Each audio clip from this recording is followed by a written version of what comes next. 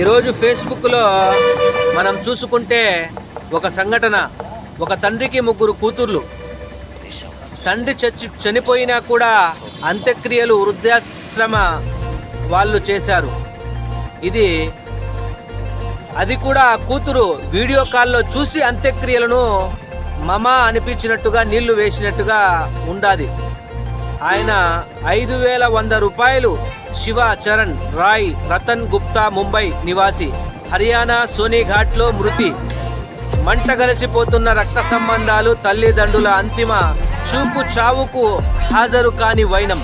Video కాల్తో సరి డబ్బులు దానం చేసి అదో గొప్ప కార్యక్రమం అంటూ ఫీలింగ్ అవుతున్నారు ప్రజలు. ఈరోజు మనం చూసాము ఫేస్బుక్లో, ఇన్స్టాగ్రామ్లో, యూట్యూబ్లో.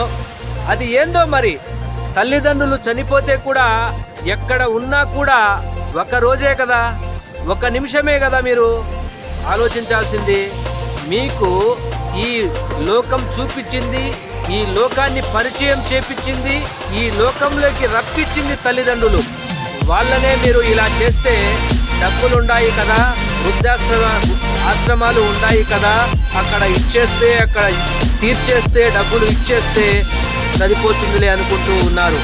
ఈ లోకంలో వాళ్ళు లేకపోతే మీరు లేరు అని గమనిస్తున్నారా, గుర్తిస్తున్నారా? నిజంగా మీరు మానవత్వం ఉన్న మనుషులేనా?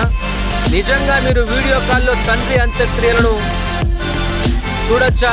ఎంత దూరమైనా మీరు వచ్చి ఒక్క రోజులో అంత్యక్రియలు పూర్తి చేసేసి వెళ్ళిపోవచ్చు. మళ్ళీ మీ తండ్రి రాడు కదా.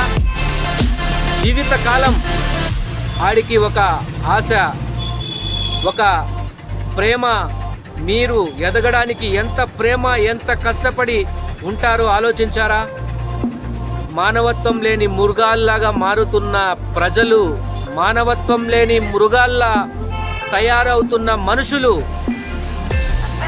మనకంటే ఆ మృగాలే మేలు, మనకంటే ఆ జంతువులే మేలు, మనకంటే నోరు లేని జీవాలే మేలు అనేటట్టుగా ఈరోజు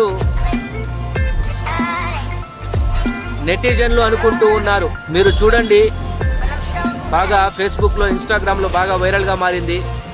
మానవత్వం అనేది మనుషుల్లో ఉంటుంది. ఆ మానవత్వం మరిచిపోయి ఈ మృగాలుగా తయారవుతున్న మనుషుల్లారా మారండి. మీరు సిగ్గు తెచ్చుకొని మీ మానవత్వానికి, మీ మనిషి జన్మనెత్తి పుట్టినటువంటి మనుషుల్లారా మారండి. మీరు మనుషులు, మృగాలు కాదు. బాగా ఆలోచించండి.